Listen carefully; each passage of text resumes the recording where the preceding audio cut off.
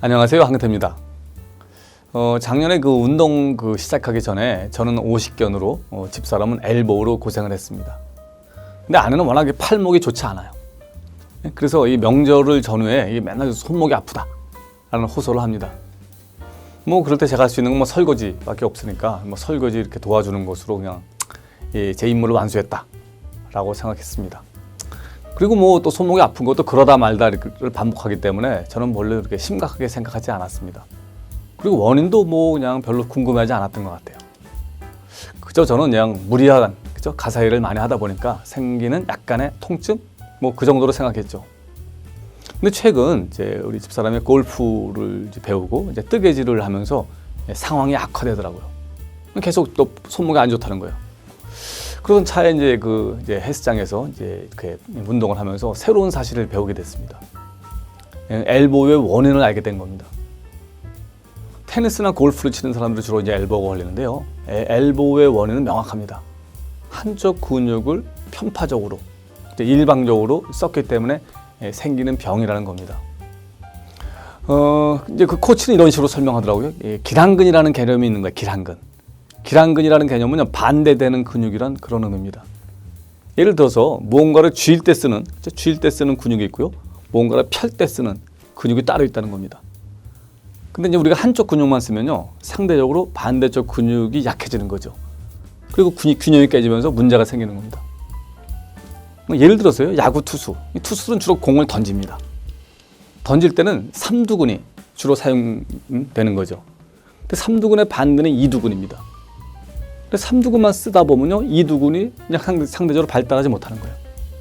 그러다 보면 이제 균형이 깨지고 그러다가 이제 부상을 입는 거죠.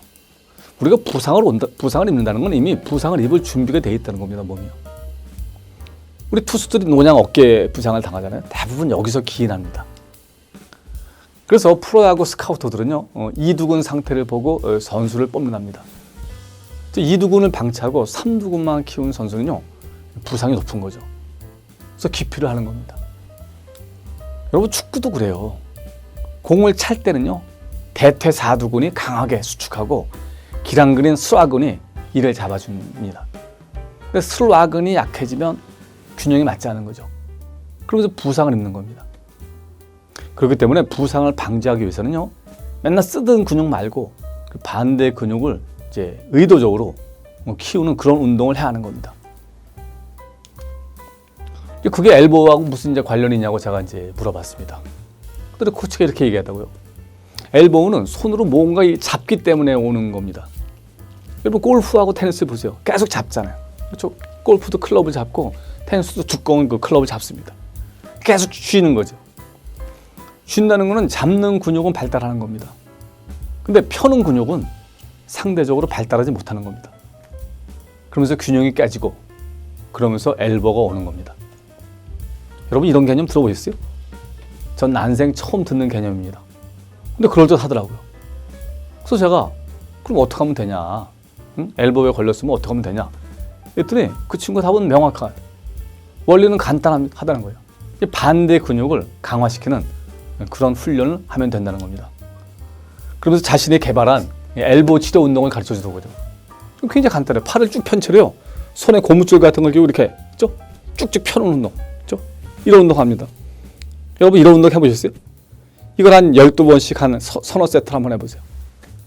근데 팔을 뒤로 이렇게 늘어뜨린 채, 팔을 탁자 위에 팔을 올려놓고 아령을 들었다 놨다 하는 이런 운동을 합니다.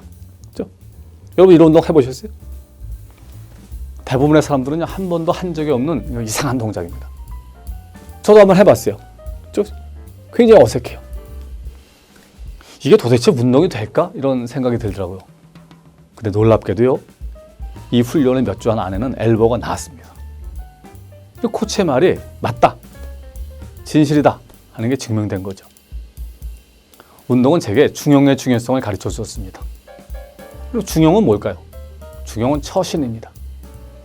조조의 두 번째 처인 변부인 얘기입니다.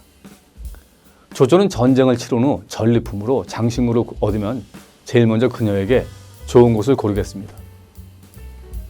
근데 변부인은 늘 중간 정도 되는 걸 골랐어요. 계속 그런 일이 반복되자 조조가 이유를 물었습니다. 아니 가장 좋은 것을 고르면 되는데 왜 이러냐?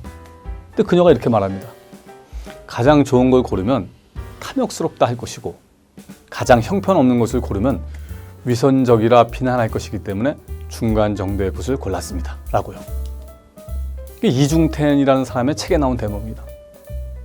중용이란요, 극단으로 치닫지 않는 걸 말합니다. 목소리도 그래요.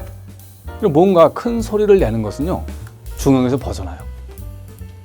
합리적인 얘기는요, 큰 소리가 필요 없습니다. 뭔가 무리한 얘기, 극단적인 얘기를 하려니까 자연히 톤이 높아지는 겁니다. 중용은 평범한 사람들도 할 수 있어야 합니다. 중보단 적해야 합니다. 그렇죠? 세상엔 가장 좋은 곳이란 없죠. 가장 적당한 것이 있을 뿐입니다. 여러분 결혼 상대도 그래요. 가장 좋은 상대가 있나요? 그런 건 없습니다. 가장 적당한 짝만이 있을 뿐입니다. 그럼 뭐든지 지나치면 안 돼요. 치우치면 못 씁니다.